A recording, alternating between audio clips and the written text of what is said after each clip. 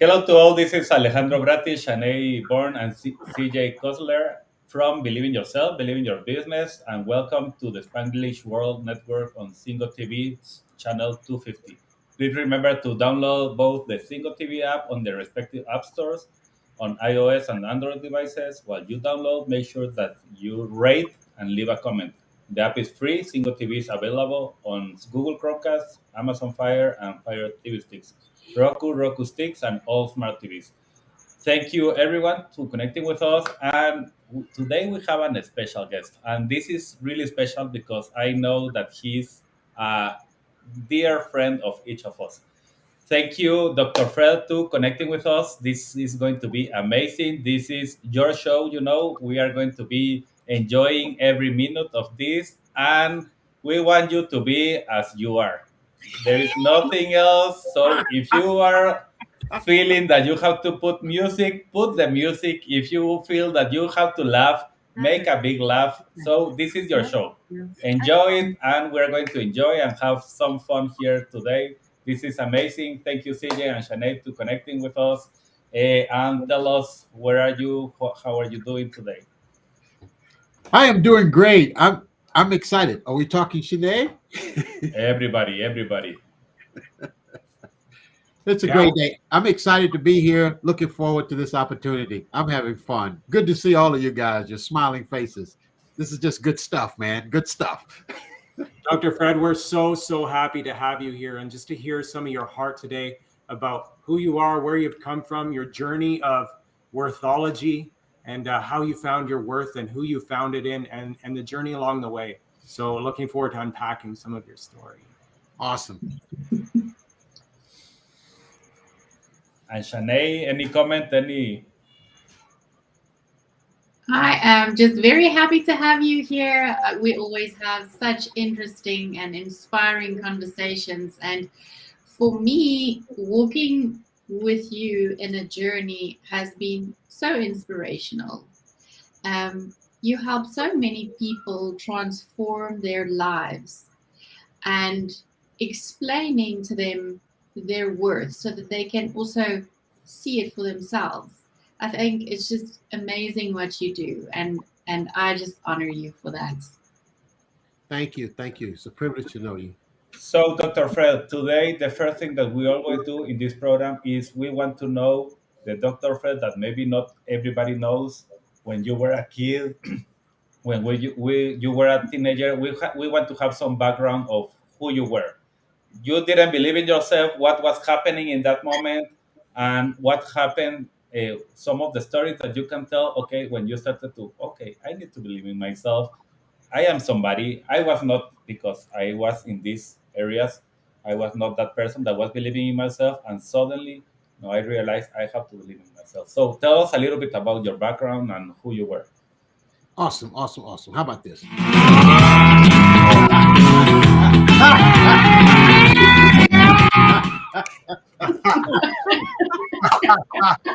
got that. Okay. All right. Okay. Hey, listen. I was born in a town called Fort Necessity. I mean, come on, Fort Necessity. It was a little small town, and yeah, back in the '60s, I was born as a sharecropper's son. My mom and dad were sharecroppers. That mom had a fourth grade education. Dad had an eighth grade education, and I say the two of them got married and they got a high school diploma.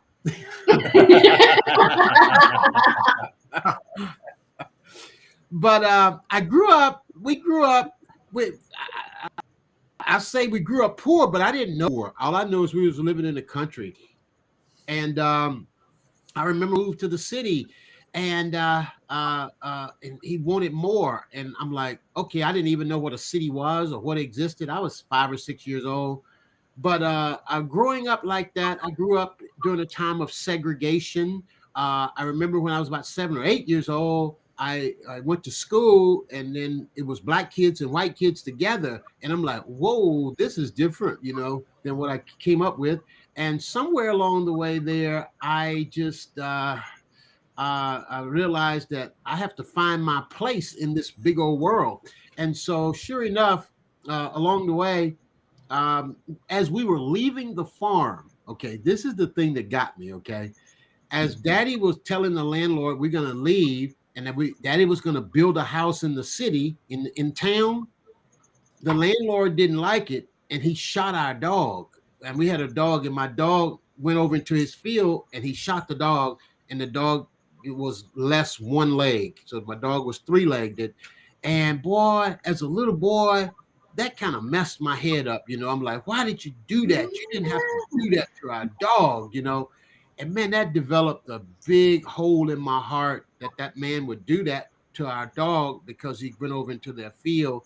And I'm like, you know what, and that set me back for a while. And it took me a while to forgive and to get past that.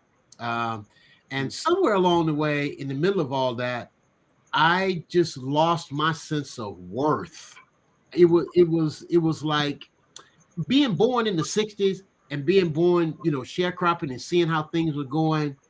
Somewhere along the way, I just didn't have value. And I just didn't think I had value. I lost my worth there. And I went back and forth, and it took me quite a while to get it. So to get it back. And so that's kind of how I lost it and where I got started. That's kind of the beginning of it, Alejandro. Tell me, help me out here. I don't want to get too deep out in the woods here. No, because the reason we ask this, because really one of the areas is I know that you have an amazing business now and you are helping people to grow in every possible way. You help them with their worth and knowing how they can exceed in a lot of the things that you are doing. But I know that there is a lot of people that maybe knows a little bit about that, but they don't know about your story and where are you coming from. So the idea here is, okay, what are your weaknesses, who you were, and so how you started to develop a belief in yourself. So we can say like, okay, Dr. Fred was a little guy that was from a little town called the necessity or something like that. Yeah, And Fort from Necessity. that point, he became this worthologist that is helping you to really believe in yourself, really believe that you have something to say to the world. And that's why you are helping them to become the bestseller. So I want to go deeper in the areas of that you needed to work in yourself to become that person. Very good, very good. Got it. I remember, we moved from Fort Necessity to Winsboro. Now we're in these mixed schools, okay? And I'm feeling like out of place, out of place. So I didn't know that in middle school they would group the kids, and they put me in the C group, and my buddies were in the A and B group. And I'm like, why did they get in the A and B group and I'm in the C group? So I'm in high school trying to find myself and find my place. And I'm like, I want to be in the B group at least. And so I needed to make a B average 3.0 to get into the beta club. Okay. And so sure enough, I did not make the beta club. The first round, I made a F in English. I failed my English class. Okay. And with failing English, that didn't help me get to the beta club. So finally, I kept on trying and I got my GPA up and I got it to about a 2.9. Okay. And after getting it to 2.95, something like that, and I needed like a half a point to get into the beta club. And sure enough, I had two teachers, and since they both are in heaven now, I can tell this story.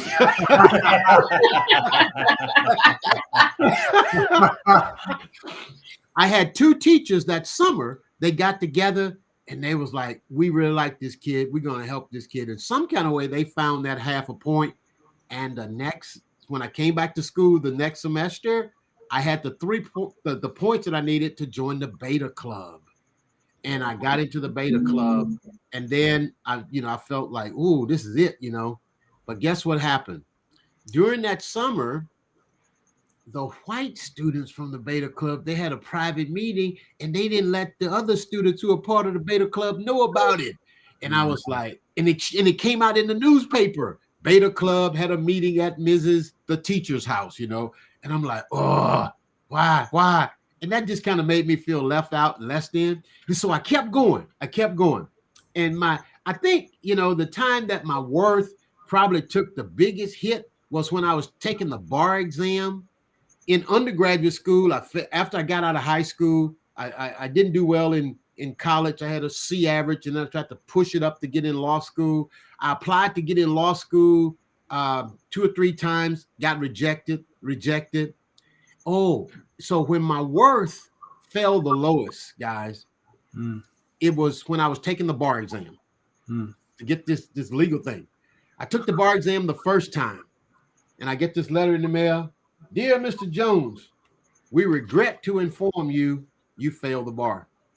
The bar exam is a 3-day exam, all handwritten, 8 hours a day, given 2 times a year after you've done 3 years of law school. 3 years of law school, you get to take this exam. It's given 2 times a year, and it's 8 hours a day, 3 days, handwritten. So I take the bar exam again, second time. Dear Mr. Jones, we regret to inform you, you failed. By now, I'm like, oh God, this is crazy. The third time, dear Mr. Jones, we regret to inform you, you failed. By now, there's no food in the house. My wife is gone. I got 2 boys that I'm raising. They're like 5 and 6 years old, 7. Wow. And I'm sleeping in a house with no heat, living off credit cards. Wow. I mean, it was crazy. And I'm trying to take this bar exam twice a year. So I take it again the 4th time. By now, I'm driving down the road, the engine to go study. The engine goes out in my vehicle, and I have to leave the vehicle out on the side of the road to go study. And I was studying with a colleague. Her name was Margaret. Margaret said she believed in me. Margaret believed in me. She said, Fred Jones, you're going to sit your blankety blank down, and you're going to pass this blankety blank bar exam. Wow. She didn't play the radio. And sure enough, y'all, everybody else had given up on me, but my colleague and classmate Margaret, and Margaret is in heaven as well. And she said that you're going to pass. So by now, I'm studying. I don't have food. And I got 2 boys. And I'm like, and I think I remember one day I said, you know what? We don't have any food, so I'm just going to declare a fast. And I'm just going to fast and pray. I just did a little mindset thing, right? Yeah. A buddy of mine shows up in the driveway. My house was a little, my driveway was between, there's a house here and a house there. And there's a little driveway in the middle. So the buddy of mine pulled up in the driveway. He taps on the door, boom, boom, boom, boom, boom. He said, hello, bro, open the door. And he raises up his trunk and he throws in my house rice. He throws in my house bread. He throws in my house all this food to take care of us for a while. And I was like, whoa, blown away. So now it's the next day. It's time for me to go take the bar exam. And so I go. But before I go take the bar exam, let me tell you about the previous time that I took it. The bar exam results come back on Friday. They give you Saturday and Sunday to cool off so you don't hurt nobody if you get the bad news, right? But the problem is yourself. You can kill yourself. You hurt yourself, you can hurt somebody. Exactly. So I go to church and I run, and who do I see at the church? Bill Gohagen. And Bill said, Fred, how you doing? I said, oh, Bill, I failed that bar exam. He said, that's all right, Fred. Come here and give me a hug. And man, to this day, I remember that hug of encouragement from Bill Gohagen. Wow. He just hugged me. Bill's a white-headed guy. And by then, I was going to a church that just happened to be all white church primarily because I had to deal with my differences and I had to work out because there wasn't going to be no black heaven and white heaven. So I had to work through that thing. You see what I'm saying? Okay, quick question because I believe this is amazing, Dr. Fred. Because one of the things that we are doing here in this show and really with CJ and Shanae is help entrepreneurs, help business owners, help them to grow in their lives, understand that there is a lot of possibilities, there is a lot of ways that they can grow. But the very first thing that they need to understand is their mindset. The very first thing that they need to understand is what is the thing that I need to do to improve my life, to believe that I can go to the next level. And here with your story, what I am hearing a person that didn't fail one and like decided like stop, I am going to do another thing because I am not good enough to do this bar exam twice. No, no, no, no, that's enough. I am The problem is that they don't understand how I am worthy, and I'm going to start to do another thing because this is not exactly my stuff. The third time again. So the idea here is every entrepreneur is going through a lot of struggles, and this is exactly one of the ways that we want to share here is like you are going through a lot of struggles. Maybe this COVID is hitting you like very badly because of any reason. What are you going to do? Are you going to be Dr. Fred that is thinking like, even if I have to do it in the next 6 months, the next test, I am going to think that I'm going to win that test. I am going to be able to connect and to do something. So, quick question, Dr. Fred. What do you feel or think that happened for the fourth one? Did you have any shift in your mindset, any shift in the way that you presented that test, or was it like, okay, you did something different and that's why you really happened to go to the next level and win the exam? I put in the work, I did the work, but I ultimately believed and I accepted Margaret's confidence in me. You go where you're celebrated and and not where you're tolerated, and you'll always be appreciated. Okay, so I'll break that down. If you don't have a big enough belief in you and your business, then listen to the people who do believe in your business. So often entrepreneurs fail to listen. I know I failed to listen. Margaret believed in me and she saw something in me that was able. I think I shifted my belief. So if you don't have a big enough belief in yourself, then borrow somebody else's belief in you until it can become your own. So good. So good. Yeah, I'm hearing the importance of, when we surround ourselves with wisdom, we get wisdom. When we surround ourselves with greatness, we get an impartation of greatness. There's a saying that says, in the abundance and multitude of counselors, there is safety, right? And it creates a potential for perseverance and breakthrough. And that's what I'm hearing in you, that in this celebration of who you are. And today we get to celebrate who you are today as well, because of that belief in you and now you showing up. And each of us here have benefited from who you are and the worth that you've spoken into us. So I just really appreciate you sharing that. Is there anything else from that persevering time and that breakthrough and, having someone who would show up at your house and bring food? Do you have any other stories or anything else that would pop out to you during that time that would be something that exemplifies how true this is for you as well? Don't quit. Don't quit. Just settle it in your mind that you're not going to quit. Okay, that's number one. Number two, remove all options. Failure was not an option for me. I was like, it's not even an option. I got to make it happen. As an entrepreneur, you got to believe in you, believe in your idea, and believe in what that idea will do for your people. I knew that I wanted to become an attorney so that I could help more people. And I knew that. And nothing was going to stop me. Here's the deal. If you haven't found something you'll die for, you have not yet lived. Wow. Wow. And quick That is question, what awesome. happened after that? What happened? You became, I know that you entered like a Supreme Court and other things. How did you move to that place from failing 4 times or 3 times to becoming, entering that part? How was that process to continue believing and believing that you can go to that place? Yeah.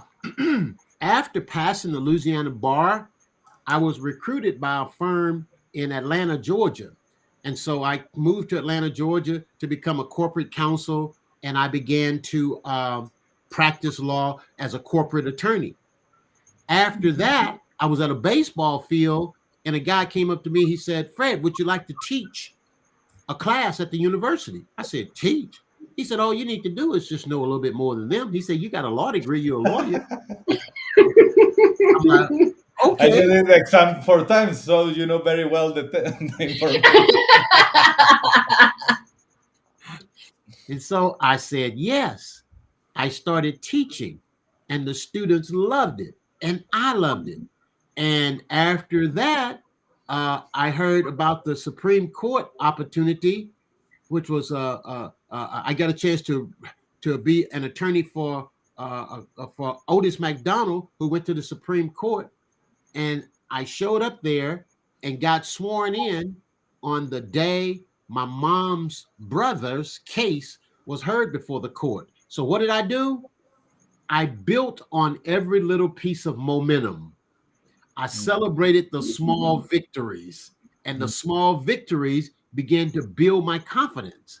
And as my confidence began to build, I became bolder and bolder, and I believed bigger and bigger. And so I got admitted to the United States Supreme Court Bar, became a tenured college professor, published books, and the momentum just began to build. So if you don't quit, you'll get the momentum. Okay, and now I want to emphasize this part again because really you are talking something key here. We are thinking like, okay, as an entrepreneur, one of the problems that I believe we have as an entrepreneur sometimes is like, okay, we start to do something and we made it that happen, but I am already thinking about the next 5 things that I have to do. So it's like, okay, this is great, but let's continue doing the next one, next one, next one, next one, next one, next one. And I will celebrate on the next one, I will celebrate on the next one, but suddenly you never celebrate Yeah. and you are not really growing yourself, and that is one of the keys of the things that we are teaching and really helping people to understand.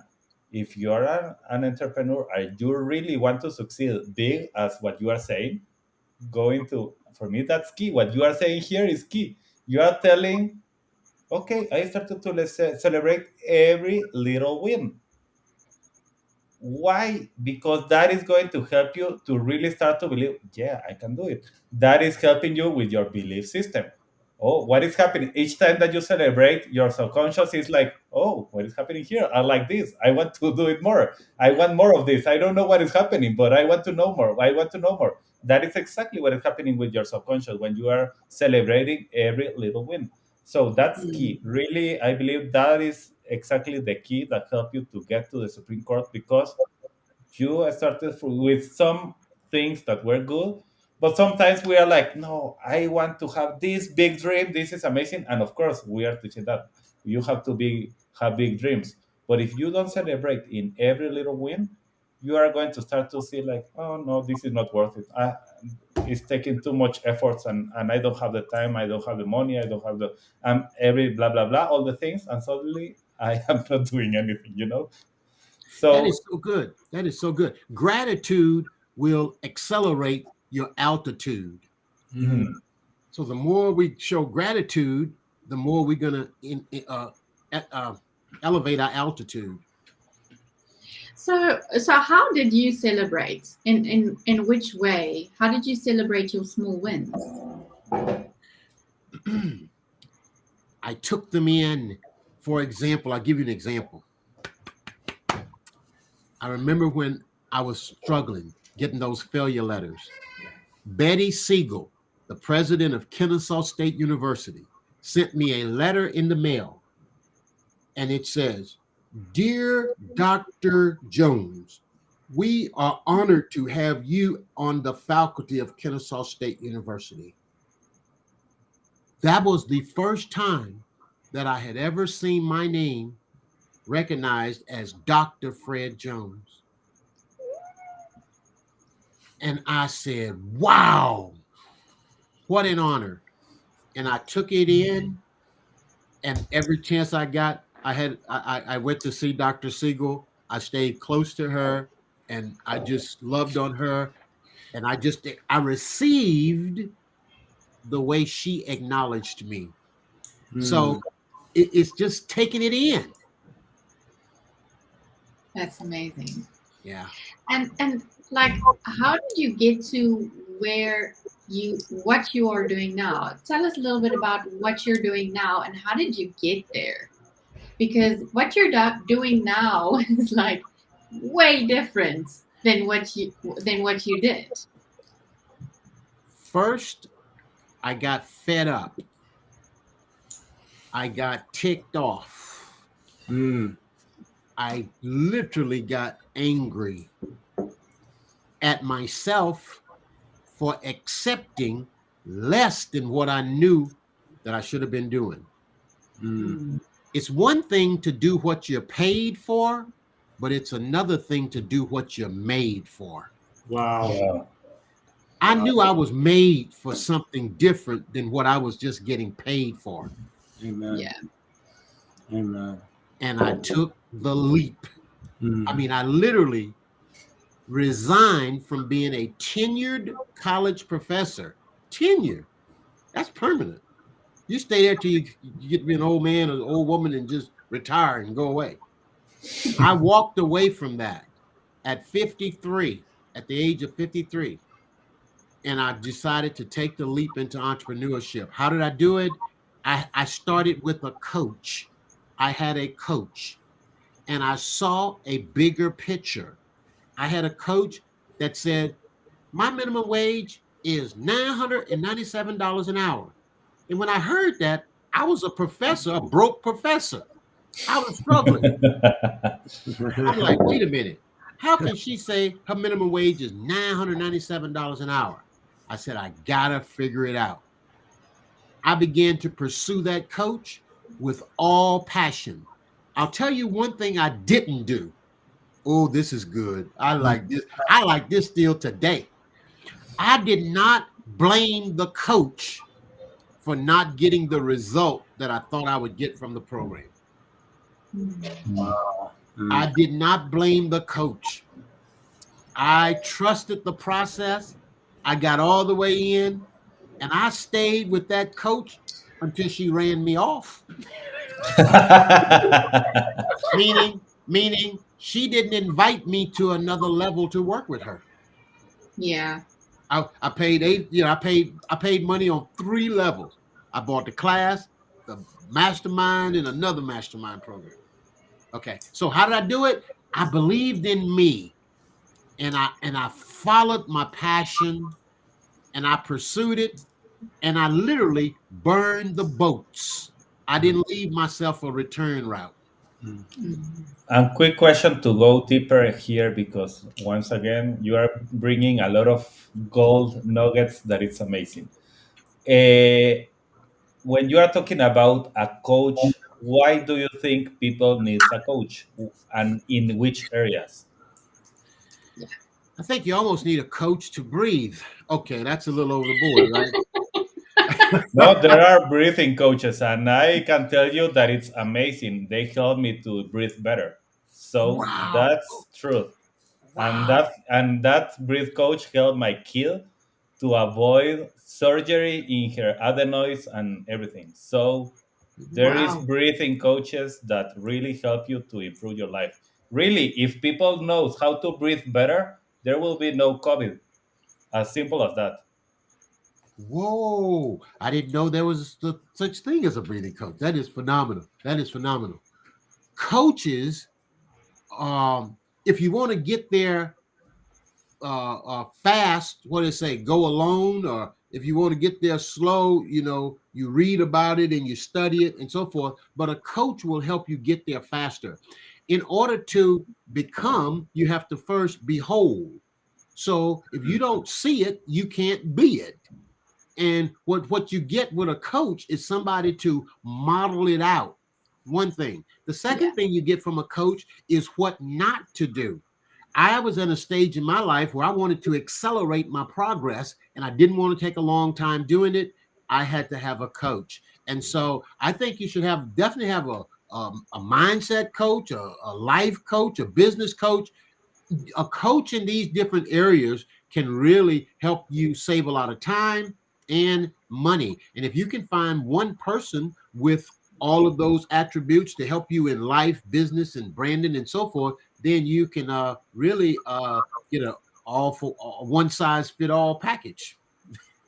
It's funny that you say that, Dr. Fred, because what we're attempting to do here by joining forces is actually do that very thing, is to offer the mindset, the business, and the life. And it's even wrapped up in business belief and the idea that life and business are intrinsically tied together. They're not separate.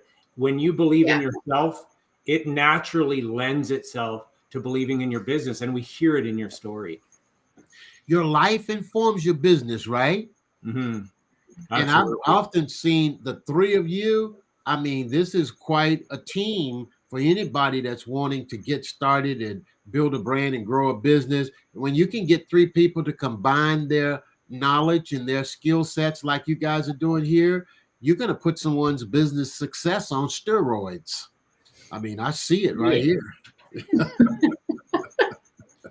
Thank you. So quick question now, or Shanae, go ahead. Yeah, so I wanted to ask you about your beliefs. You have, like, what is the idea that you have about yourself? The idea that I have about myself. I believe my value is unlimited. My worth is without measure, but my price is what I'm willing to accept. I believe in this concept of worthology. Oh, repeat that, please. That is key. Yeah, your value is unlimited. Your worth is without measure, but your price is what you're willing to accept. You're as valuable as you believe. If you don't believe you're worth it, then nobody else will. I'll tell you what, they might believe you're worth it. You know what they'll do? They'll believe you're worth it. They'll buy you low and sell you high. Wow. You have to believe in yourself. And when you believe big enough in yourself, that energy transfers to your clients and your customers, and they say, I want to be a part of that. Because most people know that they are bigger than what they are presently believing. They just want somebody to come along and yank them a little bit to tell them to believe bigger. Yeah. Amen. And like, how did you arrive there? Because you weren't, obviously, when we start out, we're not there. But when you do certain things, you get that realization. Like, how did you get there? I had these confessions for years. I walk in newness of life. I'm justified by the Spirit of God. I'm redeemed from the curse of the law. I'm a partaker of his divine nature. I have the ability of God working on the inside of me. I got that scripture down in me so big. But let me go back, okay? It was December the 19th, 1983. I went to jail. I was in jail for 45 minutes. It didn't take me long. As a young boy in college, I was shoplifting and I went to jail. I embarrassed my family and I was so ashamed, right? And I got out of that jail and I said, you know what? I'm worth more than this. I'm better than this. And I gave my life to Jesus and I began to just really saturate my mind with this.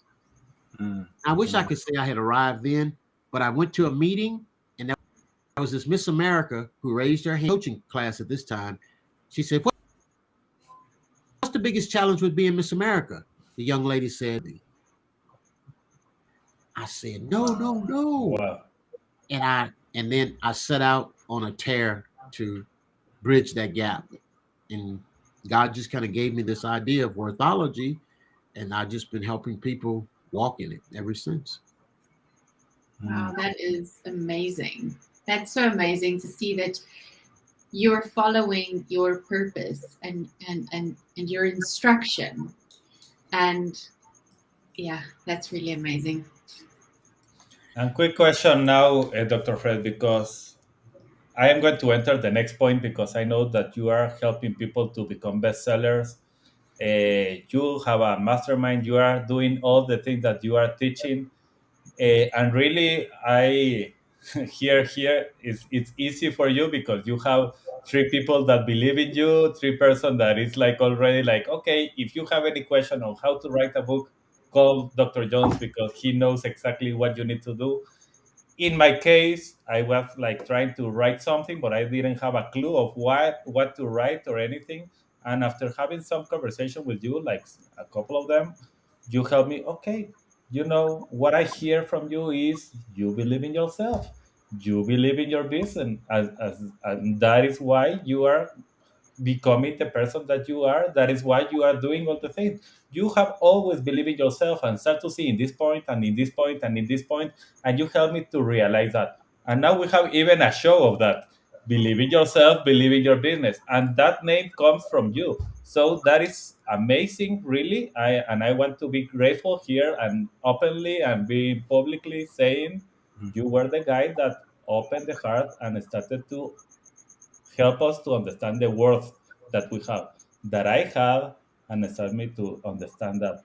So that's the first thing that I want to do here is be grateful with you because even Mm. this show exists because you were able and open to help a little guy that was dreaming about something but didn't understand exactly what. And that even created a partnership between CJ and Shanae to create that.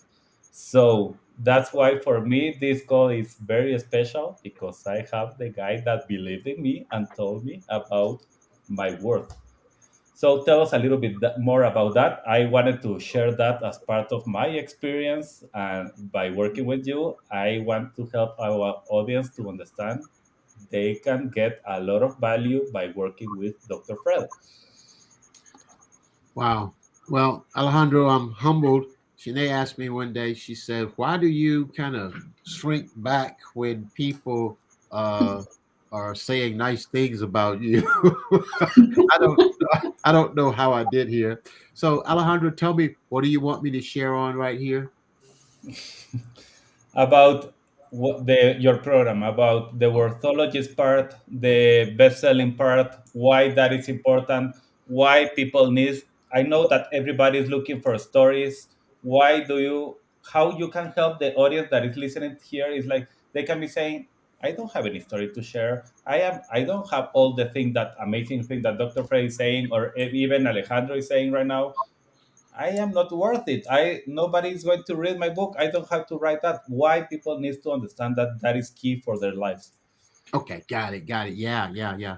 So it's very important to know that everybody has worth. Every person that has a story is it's worthy of being heard. Um, Yeah. you are somebody's shiro or hero. So when you really accept the fact that your struggles that you have overcome are the solutions to what someone else is dealing with right now.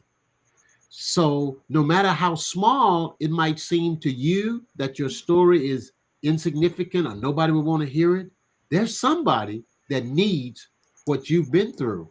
And if Yeah. you will take the courage to put it out there, it'll help some people. The truth of the matter is, I had one client to say, it's really selfish not to tell your story. It's really selfish to keep it all in. So I like to help people do what I call write your worth. Okay. I started off with the Write Your Worth conference. I did that some years ago. But writing your story is something that I love to help people do because your deepest pain point is your highest paying point when you put it in proper perspective. And the Yeah. key is to tell your story in a systematic way that it solves someone else's struggle. So I help people do that through a program called Bestseller Overnight. I believe every person's first book should be their best-selling book. By mere definition, every person's first book is their best-selling book. Yeah. Yeah, if they sell, if it's the first book, it's your best-selling book. And Alejandro and CJ and Shanae, that's a mindset within itself. To become a bestseller, you're now thinking bestseller, and you can build a business. So I like to help people do that and help them write a book and build a brand and grow a business. And I have Bestseller Overnight is a program that I have. And then after you write the book, most people are saying, what's next? Then I take them to a Build Your Business Mastermind. And then after that, I have a signature invitation application only 6-figure 6-month mastermind. So that's what I like to help people do, because there's really no limits to your worth. When you write a book, build a brand, and grow a business, you've really rolled out a blueprint that could really generate billions and billions of dollars in revenue. But that's the low-hanging part. The high-hanging fruit is the impact and the lives that you're going to touch and change as you use your business to build people. I like to say this: I never want to use people to build my business. I always want to use my business to build people.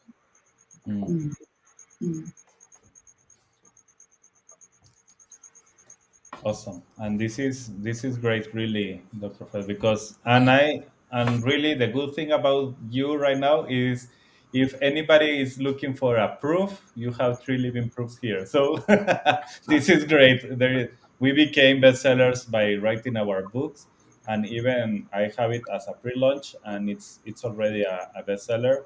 Shanae also has that, and CJ also had that. So we are living proof of what you are doing in your program that is going to help you to become a bestseller. And it was overnight, so it was amazing. So that's part of the journey. So one question once again, because I know that belief is in the middle of everything that is happening, and you are saying that right now again, when you are thinking like, okay, I'm going to finally understand, okay, that's great, I'm going to write my book, but how I start to believing myself again to write that book and to have all the things that I have to write there, and to have the title of the book, and to believe that I'm going to become a bestseller. Why people is going to listen to my story? Well, when you're getting started, it's so important to have accountability. And you take like the 3 of you, CJ, Janae, and Alejandro, you guys got started with your business here, right? And you connected and you had accountability. So with accountability, the next thing you had was alignment for your assignment. I want to say that again. You had alignment for your assignment. So when you're getting ready to write a book, build a brand, grow a business, it's important to work with a coach or a guide or somebody that's in alignment with what you're about to do. Because when you have that kind of a person alongside of you, they're going to call out the best in you. They're going to call out the biggest of you. So I like to tell people the most expensive thing you'll ever pay is attention to the wrong people. So if you're getting ready to write a book and you're still a little shaky or doubted about it, make sure you find somebody who can zero in on you and that can call out the greatness that's in you and then guide you along the process of coming up with a title. Oftentimes you need a title and a subtitle that captures your brand.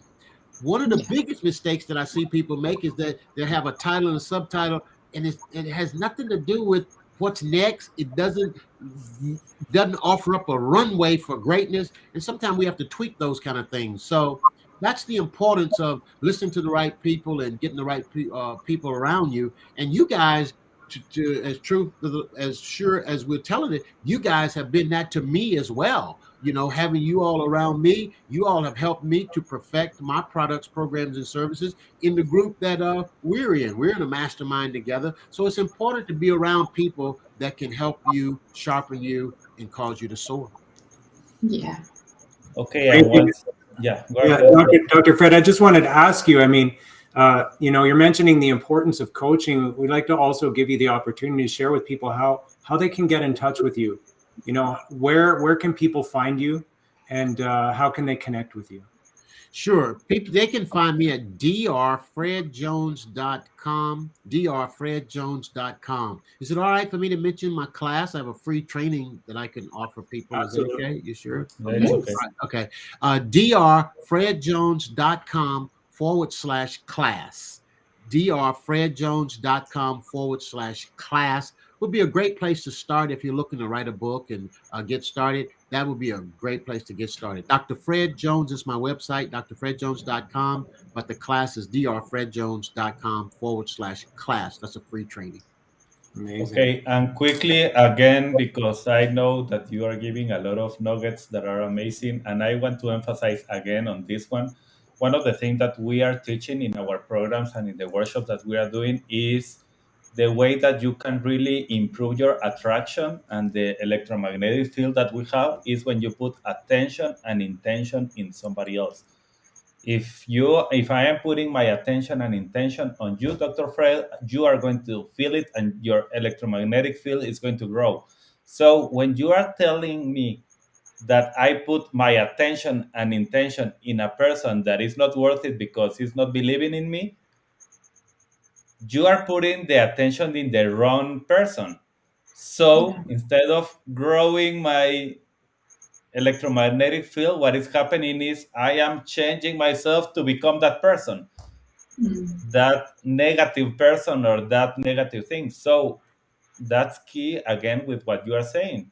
You have to put your attention and intention in the things that you really want to grow and with the people that you really want to have in your life and started to grow. So that's once again key if you want to grow your business. That's key if you want to become further faster, for example. If you want to go further faster in your life, yeah, okay, let's start to put your attention and intention in the right people. So real. So just with regards to that, what do you do when you discover that you have little rotten apples near you? How do you deal with that? Because I mean, like, I know in my life there are certain key people where I can only have certain discussions with. I cannot discuss other things because they just throw on the rotten comments and sort of chip down on you. So you feel less worthy. Like how do you handle that? Disconnect from everything and everyone that discounts you. Wow. Now, that disconnection may take a little while, but I disconnect from everybody or everything that discounts me. What is it? I'll give you this thought. Some people talk to us in their free time. Others free their time to talk to us. Okay. So when you realize that somebody is talking to you, in their free time, or when you realize somebody is making you an option when you have made them a priority, then it's time to start the withdrawal process. What I have done is if I find that I got the little rotten apples or something in a group or a community, I begin to very carefully encourage them to exit. But let me say it another way. I used to really have this problem bad of just opening up my business and just jumping in with everybody. I'm a leaper, so I leap, right? And I took a lot of leaps and I bumped my head a lot of times. I've learned to go a lot slower. I've learned to be a lot more diligent, and I've learned to just go slow before I take them in. But your question is, what you've already got them in. Minimize how much time you spend with that person. Find ways to be busy when those people are around. Or here's a great one for in the sense of a business. I would create a new program and only invite the people into the new program that I want to be a part, that I want to be close to me, and then let the other program fade out with the people that have where the rotten apples is. The apples are. Was that helpful? Very. Thank you. Very, very helpful. I know that we can stay here and talking for a long time because we love you, and I know that this is amazing. Today, I want to thank you again for everything. I did it publicly. The thing that you have done for us, and even this program, is because of what you created, and we are very grateful that you are here with us today. Thank you for sharing your worth with us. It was amazing. Yes. So I know that we are going to be maybe very soon here together again in another show. So thank you again, Dr. Fred. It was amazing. Do you have any final words, like any final 2, 3 things that if everybody listened to something, but you want them to feel this phrase that is key for you in your life, what is it? The most expensive thing you'll ever pay is attention to the wrong people. And I agree 100%. So thank you very much. This show can be also heard on the Spanglish Radio Network. Please check out spanglishworld.ca for all the news and programming. Spanglish World, watch it, hear it, read it, download it, live it. Thank you, everyone. Thank you.